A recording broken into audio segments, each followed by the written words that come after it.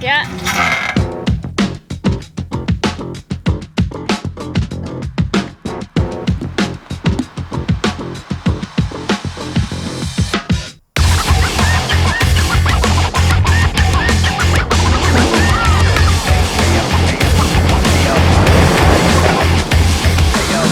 In the club with a baddie or two. She was looking in my eyes cause she wanna be my boo, be my boo, be my boo. Mommy tripping in the stew. If they tryna get her back, then they might have got the loot. Guys playing? How can you play like this when you got that going on?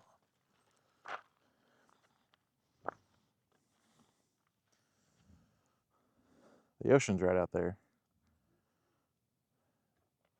Right past that little mountain. You can see it when the clouds aren't out. But it is great when it's like this too. We're in Northwest Oregon. Pretty sweet. But we're gonna do a 1-year review on the AT habitat today. A quick one. Yeah, we're gonna do a kind of a quick review on this. I've already done walkarounds of it, the way it's built out. So I'll link those videos below. I don't want to go through that again. Just straightforward thoughts on it. Obviously, when people make these videos, they're getting rid of it. And yeah. Gotta at least leave that to the end. Now they want to know why we're getting rid of it. Yeah, that's true. We've had it a little over a year. We got it last August. It's September now of 25. Got it August 24. We mainly got it after getting into one of our friends because he had one on his Raptor and he knew we were going to go full time on the road and figured we needed more room than a GFC. Yeah. He was right. The room's great. It is great. It's great that most of the time I get it before her, I can get down in the bed area down here because it's wide open and just do whatever I need to do while she still sleeps. But yeah, waking up. I would say that's probably like the biggest upside of this camper is just the space. yeah, hopefully my audio is recording. I had a setting on this, I guess. But yeah, the overall space is great. Now where it lacks a lot of space is sleeping. It's only 48 inches wide. Yeah. I think I'm freaking 30 inches wide already on my shoulders. Yeah. I'm 6'4", almost 6'5", and I'm wide. 5'6", so we're not small people. No. Yeah. So that's kind of a downfall. The stock mattress on it, which I probably already showed that we replaced, is terrible. I don't even know why they put it in. It's 2 inches. It hurt to sit on it, on like if we had it on the ground. So we got a Hest, which I don't think is made for bigger people and may not be made for longer term. I like it, but my back has been suffering, my lower back. I'm a side sleeper and I think it's just a little too soft, but it is a great mattress. I wouldn't say never get a Hest, but if you're heavier, maybe don't. So I'm 265, 270, and my hips touch the ground. And I think I sit a little too crooked that way. But other than that, this isn't a Hest review. But if you're gonna put a Hest in it, I guess there's your info. Overall, it's been great. We really have had no issues. I don't think we actually had an actual broken thing. No, nothing's broken on it, and we've jumped it many times, so Yeah, but it's even just held up. just straight use, like everything's fine. I mean, opening and closing, not every single day because we stay places, but we're living in it, so it's opening and closing a few times a week at least. But the biggest downfall is it leaks. Now, you season it, seam seal it, like they say, it leaks. You seam seal it more, it still leaks. We seam sealed it so much beginning of the year, it actually didn't leak on a couple of rainstorms. But I think we open and close it so much that seam seal just wears away because it's kind of hard. So yeah, it rained for like 30 hours on us last month. It's a long rain. It's gonna definitely test anything, but it freaking dripped in 4 spots and 2 of them were over the bed, over us, like right at our faces. And that's annoying. And that was one rainstorm though. So if we're gonna be, especially in the PNW in like the winter or anything, it rains a lot and this thing is not gonna hold up. For somebody that uses it occasionally, like once a month, sure, because you'd have it seam sealed and it'd probably be fine. But I don't want to seam sealed every month or every 2 weeks or anything like that. So Come wintertime, yeah. That is the biggest downfall. This is definitely a summer tent or a warmer weather or warmer climate temp. So like Arizona, you probably fine all year. You know, They're- seam seal it once. Yeah. But if it rained really hard, you're screwed if you didn't do it recently, if you open it as much as we do. But there's no other rain coming in. It's just through the actual seals or the actual seams of the canvas. The canvas is waterproof. Right. But there's no other rain intrusion at all. It can't. At least the way they built it, it can't. It does really well. Yeah. But the other big rain issue, and I think we're just getting over having a tailgate and a normal truck. So all right here, yeah, you can see that. All right here obviously drips in. I mean, this is going to be like on anything, really. These straps are the worst coming up the side here. Yeah, you can see that. All they do is literally funnel water straight down. So I actually made a new little strap piece that hooks down here that'll run them out. It's great, but if it's really windy, it's not that great. So they want to flat more. But that kept a lot more water off. But still, I mean, this just wants to drip right here. It can't drip here for some reason. It's got to drip right here. We tried running them out. They still drip down, just soaks. Then you get water up under the cabinets and it stinks. We have to keep pulling them out and cleaning it. Still, it is just, you know, a rooftop tent technically in the end over your bed. I still say that because I'm irritated about it, but it's not that bad either. Like, yeah, I don't know. I don't know how to say it sucks, but it's not bad at the same time. Obviously, when it happens, it's terrible and it's annoying. I would say we had less issues with our GFC. Yeah, for rain.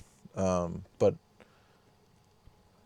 still, overall, this thing's great. Like, I don't know what else to say about it. It's light. It's handled us living in it for 9 months and having it for a year of like constant movement, jumping the truck, running into trees. I've literally been over on the side on rocks and it's against the tree, running down the whole top side, like, and holding the truck up. Never moved. I mean, it's bolted to the bed, so it shouldn't, but it's got 8 bolts holding it down to the bed and never moved, never had a problem like that. Haven't had a problem with any of this stuff. Oh, you do get a little tailgate seal, the one that's supposed to go like between here to stop gravel from falling in. You put it up here so you don't get water dropping down from your hatch, because that's another thing. I guess they're just not good at keeping water out. But They're not made for the PNW. if you open this up when it's raining, it doesn't matter where you are, it happened in Arizona, and you want to put anything in the back, it's just constant waterfall right here. Right. So that's a little upgrade. If I remember, I'll link that below of where we got it on Amazon. It is kind of hard to. You're I not guess in it's- the video. I guess I wouldn't say it's necessary. You got to come over I here. guess I wouldn't necessarily say it's hard to heat the tent up, but we have noticed that in colder temps, it's a lot easier to like keep this bottom area warm Like with hot. the heater. And then because there's so much space and like our heads, like we sleep right here, it's kind of hard to keep that area warm in super cold temps. So Yeah, we were in -11 for a few nights, and it was 60-something degrees down in here. Mm-hmm. And up here, it was easily like 30. below 30, Yeah. which, and the 0-degree bag and everything was fine. Yeah. But- still. It is a little harder. We do have a system on the Truma to push hot air up there, but it's just not. It's a lot of space to try and heat. Yeah. I guess this isn't just going to be a review on this. It's going to be a review and why we're going to get rid of it, why we're choosing something different, Yeah. and the plan in the long run. And just like anyone else you see on YouTube that gets a freaking new tent every year. Yeah. We pay for everything. So we're Yeah. not getting anything, nothing. Nothing pay for everything. sponsored. Nope. Yeah. But one reason that's helping us get rid of this, besides other little reasons, we'll tell you why, is next year we want to do Alaska from like midsummer into winter, like heavy winter. And I know one of these has been in Alaska or in the Yukon in heavy winter, like X Overland did it. And it can work, but if we're going to go through like a rainy time, it's just not going to work. Also, if we are going to be in, you know, -20, -30 for days, this isn't going to cut it. We couldn't sleep up here. I mean, yeah, we just couldn't do it. It wouldn't be It wouldn't as be fun, I enjoyable. guess. Yeah. So yeah, I mean, we had plans that were way far out of reach of a different truck and a bigger, like, you know, walk-into camper or something, like the Enduro camper. But I also love this truck. The trails we go down, which everyone thinks these can't do, but I'm going down the Tacoma trails a lot to where the truck's way too wide. But I don't know. I went up to like an F350. I know overall it's kind of like the same size, but it isn't at the same time. And the way that this is built already, like, I don't want to have to do that again. It's way too much money. We don't have that money at all. No. So yeah, I wanted to keep the truck. This is a great alternative for what we're going to get. I'm debating, I will probably say it in this video, but still. But yeah, Alaska's a big thing just for staying warmer. If we have a tent just above us, you know, kind of offset around us, it's going to stay warmer a lot easier. And something that when it's installed, it's sealed like semi-permanently on the truck. So it's sealed. Yeah. So No dust, dirt. yeah, and we want a bigger fridge. Yeah. And this whole setup just stops us from being able to put a new fridge in it. So, or a bigger fridge. Like, we could probably run, we want to stick to the National Luna, which overall, like, outer size is going to be the smallest of all the fridges to have the same size on the inside. They're just, I guess, built better that way. But probably put a 60 in it. This is a 50, but I don't really want to spend, you know, $1,800 on 10 more liters. And it'd be nice to have a 72 or most likely a 90. So that's another thing I guess we're planning out when we rip all this out. We're selling all of it, not the heater, keeping the heater. We're selling the plate system with the cabinets, this slide, The whole building. this stove, because the Cook Partner stove just doesn't cut it for cooking every night. It's too hot or inconsistent, but it's durable. Like, It's a I don't great know. stove. It's sweet. just- I'm glad I had one at least. Yeah. But yeah, still the overall theme is not being wet.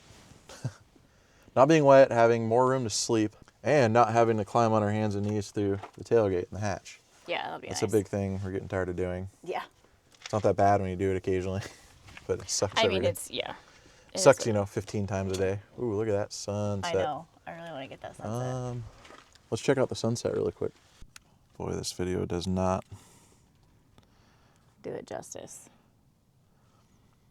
Yeah, I'll have some photos up of some from the last night. I'm going to take a couple photos right now of the sunset. Sweet.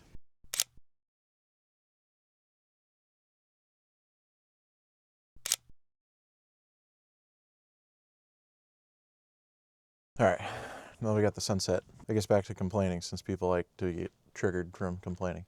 Yeah, just started climbing through here, but still, not really much to say bad about it besides it leaks, which is a big deal. But like I said before, it's not that big of a deal if you don't, I don't think, if you don't wear it out all the time. I think that seam sealant just wears out. Because even when it leaked, there's only a couple little spots. When it leaked on us last year, it was everywhere and we were soaked. But that's before we knew about seam sealant. We seam sealed it, just not correctly. But overall, whoa, Jesus, it got better. Throw these ones up too.